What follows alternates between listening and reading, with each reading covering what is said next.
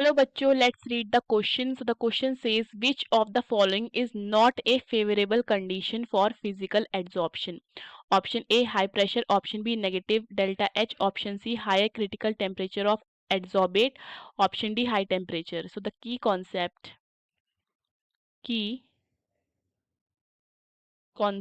is the factors affecting physical adsorption. ठीक है, तो देखो फिजिकल एड्सॉर्प्शन क्या होता है. हमारे पास होता है एड्सॉर्बेंट. एड्सॉर्बेंट वो मटेरियल, वो सब्सटेंस होता है, वो मटेरियल जो सरफेस प्रोवाइड करता है for the process of adsorption. ठीक है, एंड जब इस सरफेस पे मॉलिक्यूल्स आकर बैठ जाते हैं, ठीक है, इन मॉलिक्यूल्स को हम बोलते हैं एड्सॉर्बेट.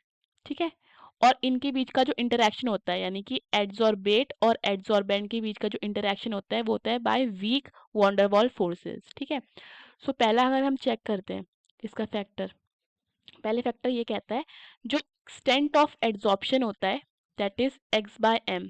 ठीक है, वो डायरेक्टली प्रोपोर्शनल होता है p दैट इज प्रेशर के. मतलब जितना प्रेशर हम क्या करेंगे, बढ़ाएंगे, इतना ही एक्सटेंट ऑफ एड्सॉर्प्शन क्या हो जाएगा, इंक्रीज हो जाएगा. ठीक है, so which of the following is not a favourable condition बताना है. तो जितना ज्यादा प्रेशर होगा उतना एक्सटेंट ऑफ क्या होगा, एड्सॉर्प्शन हो जाएगा.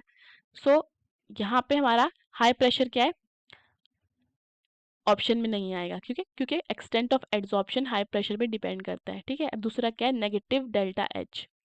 ठीक है, अब देखो जो फिजिकल एड्सॉर्प्शन प्रोसेस होता है, फिजिकल एड्सॉर्प्शन वो एक्सोथर्मिक होता है,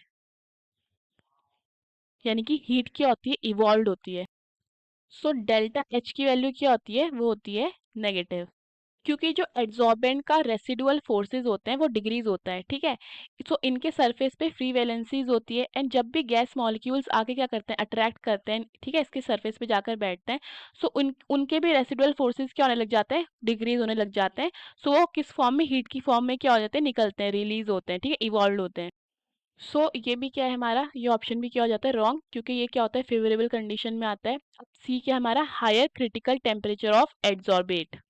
ठीक है, अब देखो जो क्रिटिकल टेम्परेचर होता है, critical temperature, so critical temperature जब क्या होता है, इंक्रीज होता है, तो उस केस में गैसेस की जो टेंडेंसी होती है टू कन्वर्ट इनटू लिक्विड वो क्या हो जाती है, ज्यादा हो जाती है. तो हम जब क्रिटिकल टेम्परेचर को क्या करेंगे, इंक्रीज करेंगे, तो गैस जो है readily more readily the gas is liquefied. ठीक है, क्रिटिकल टेम्परेचर को इंक्रीज करो तो जो गैस है वो लिक्विड में जल्दी से जल्दी कन्वर्ट होने लग जाती है. ठीक है, तो ये भी क्या हो जाता है, ये ऑप्शन रॉन्ग हो जाता है, क्योंकि ये भी फेवरेबल कंडीशन में आ रहा है. ठीक है, थर्ड क्या है हमारा, हाई टेम्परेचर. ठीक है, हाई टेम्परेचर देखो, अब ये है कि जब हमें पता है कि जो एड्सॉर्प्शन है, फिजिकल एड्सॉर्प्शन है, वो एक्सोथर्मिक प्रोसेस है. ठीक है, यानी कि गैस मॉलिक्यूल सॉलिड के ऊपर आके बैठ जाते हैं. ठीक है, अब ये क्या है, हमें क्या मिलता है, हमें देखने को मिलेगा गैस सॉलिड एड्सॉर्प्शन, और हीट क्या होती है, हीट रिलीज होती है. तो देखो according to Le Chatelier principle वो क्या कहता है, वो ये कहता है जब भी कोई एक्सोथर्मिक प्रोसेस होता है, ठीक है, जब भी हमारे पास एक्सोथर्मिक प्रोसेस होता है, सो अगर हम उसमें टेम्परेचर इंक्रीज करते हैं तो जो रिएक्शन है वो बैकवर्ड डायरेक्शन में जाने लग जाती है. ठीक है, अब अगर हमारी रिएक्शन बैकवर्ड डायरेक्शन में जाने लग जाएगी, ठीक है, तो जो एक्सटेंट ऑफ एड्सॉर्प्शन होगा वो क्या होने लग जाएगा, कम होने लग जाएगा. ठीक है, तो यानी कि जब टेम्परेचर बढ़ाएंगे तो एक्सटेंट ऑफ एड्सॉर्प्शन, ठीक है, वो क्या होने लग जाएगा, कम होने लग जाएगा. सो अगर हमें बताना है which is not a favourable condition, तो क्या हो जाता है, वो हाई टेम्परेचर. हाई टेम्परेचर होगा तो एक्सटेंट ऑफ एड्सॉर्प्शन क्या होने लग जाएगा, कम होने लग जाएगा. So the correct option is D. Hope you understood the question. Best of luck.